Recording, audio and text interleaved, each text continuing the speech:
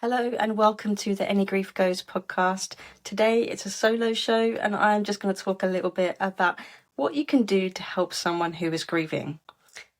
Have you ever said to someone who's grieving, please let me know if there's anything I can do for you? Yeah, I was guilty of this for a long time too, until I realised that it's just not as helpful as we intend it to be. So when someone is grieving, their world's been turned upside down. Everything feels overwhelming, and even simple decisions can seem impossible to make.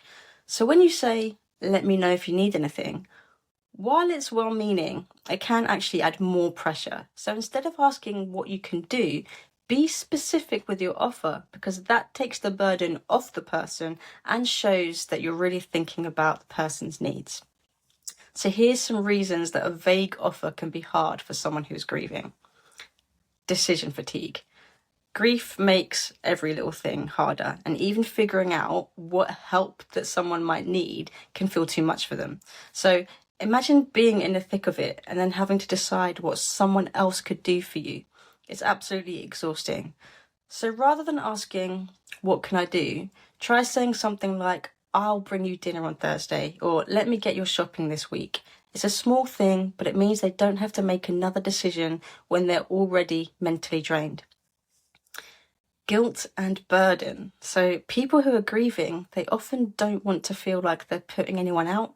So even though they feel like they might need help, they're going to hesitate to ask because they don't want to be a burden. So when you offer something specific, it takes away that awkward feeling of them needing to come up with a request. You're making it easy for them to accept help without feeling guilty. Another reason, they might not even know what they need. So grief is completely disorientating. You don't know what you need yourself. The pain can be all-consuming, and planning what kind of support you need isn't even on the radar. So when you say, I'll come and tidy up for you, or I'll walk the dog this afternoon, it's specific and it's one less thing for a grieving person to figure out and worry about. You're offering something concrete, and that makes a huge difference when your brain is already foggy from grief. And here's some reasons that it's helpful to be more specific. You're showing that you care through your action. So being specific, it shows that you're paying attention and that you're genuinely thinking about what would help the person rather than just making a polite gesture. Because when you say, I'll pop round with a coffee tomorrow, no need to chat if you're up for it, but I'll be there. It's just a way of saying, I see what you're going through and I'm here, without expecting them to tell you how to help or show up for them. Following through, this is another thing. When you're clear about what you're going to do, it's easier to follow through. A vague, let me know if you need anything, it often doesn't turn into action, even if you have the best intentions. But if you say, I'll bring a meal over tonight, it's set, and they don't have to think about it, and it's one less thing on their plate, literally. So what exactly can you offer to help with when someone is grieving? I've got some ideas with some practical support and some emotional support. Here are some suggestions. You can help with daily tasks. Grief can make even the most routine tasks feel like a mountain to climb. And if you know someone who's grieving, offering to help with everyday things can make all the difference. Because sometimes it's really hard for people to ask for support. So stepping in with kindness and sensitivity can ease somebody's grief in ways that may not even have occurred to them. So some of these things are meal preparation, cooking. Cooking, it might be the last thing on someone's mind because the energy it takes, both physically and emotionally, can feel impossible to muster when you're grieving. So offering to drop off a meal, or even better, coming over to cook together, or in someone else's house, it can be a gift. It's one less thing for people to worry about. You're giving somebody nourishment and connection in the process. Connection's vital for grieving. You can help with household chores because housework, it's not fun at the best of times, but housework is even more overwhelming when someone is in the depths of grief. If you can offer to help with the hoovering, take out the bins, doing some washing up, perfect thing to help with. Running errands. Simple things like picking up shopping, collecting prescriptions, all these things become monumental tasks when someone's grieving. So offering to do those for someone is fantastic. Not only will you be easing their load, but it gives you a chance to provide tangible support when the person might not be able to ask for it. Now, emotional support. Grief, as we know, can be so incredibly isolating, even when you're surrounded by people. So offering emotional support can really, really lighten the load, even if just for small moments. So here's some emotional things. Being there to listen. Sometimes all they need is someone to listen.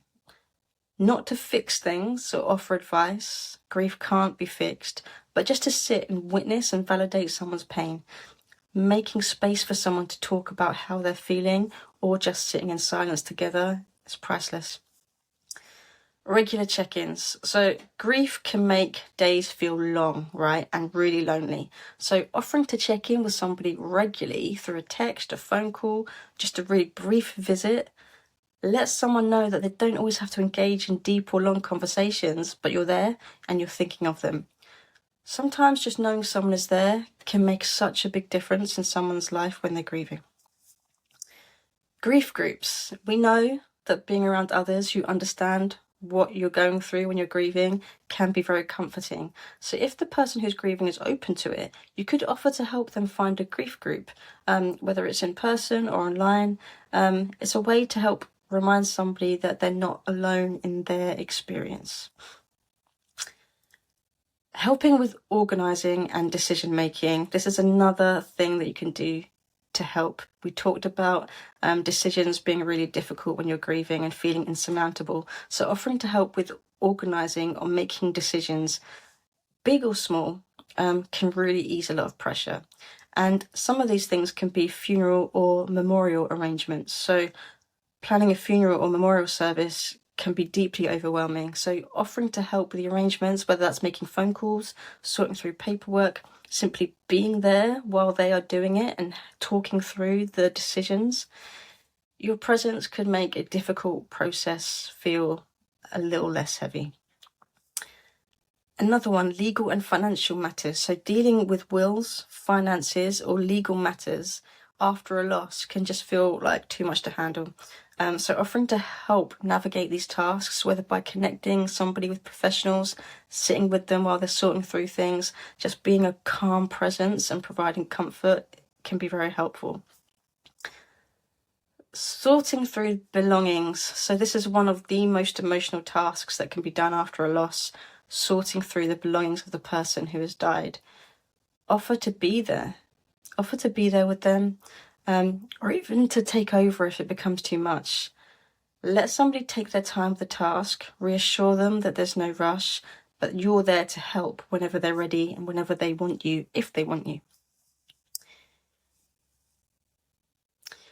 You can support somebody with taking self-care breaks, because grief is exhausting, both emotionally and physically. So sometimes your loved one might just need a break.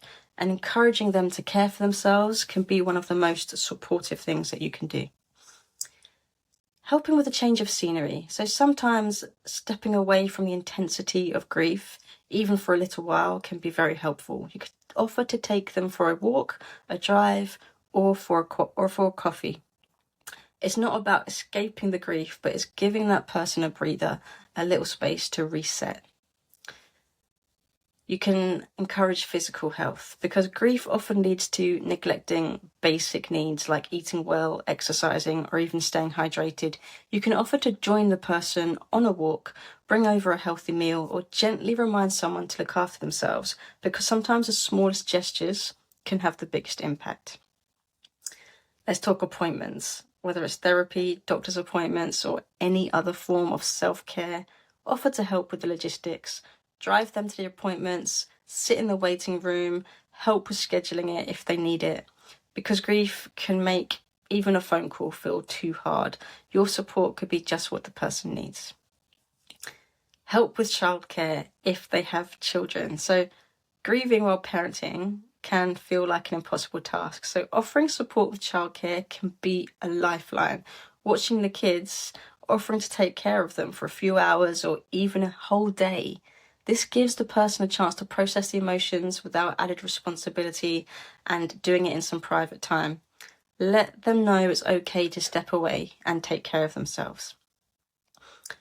You could help to honour their loved one. So, honouring the memory of someone who's passed can be both healing but also incredibly painful. So, offering to help with this can bring much needed comfort and support. And you can do this by creating a memorial. So if they want to create something to honour their loved one, whether it's a photo book or a donation, or a small memorial gathering, offer to help. It can be emotional and overwhelming, and your support can make it feel less daunting. You can also help with special rituals. So if they want to create a ritual to remember their loved one, lighting a candle and taking some space, visiting meaningful places, marking special dates, offer to join them because your presence can help ease the weight of these moments. And people like talking about their loved ones, let's not forget that. Finding professional support. Sometimes grief is just too much to bear alone, and professional support becomes necessary. So offering to help somebody find the right support can make all the difference. So it can be finding a therapist or a coach, researching and finding that professional person. Offering to help with the search can really support someone through this difficult time, because the hardest step is simply asking for help, and you can assist in making that a little easier. Grief can make a person feel so overwhelmed and isolated, but by offering support, and specific support, not vague support, is a powerful way to ease that burden. And it's not about fixing grief or making it go away. It's about walking alongside someone as they navigate this really difficult thing. Let someone know that they don't have to carry everything on their own, and that you're there and ready to help with them, because it really will just make a big difference.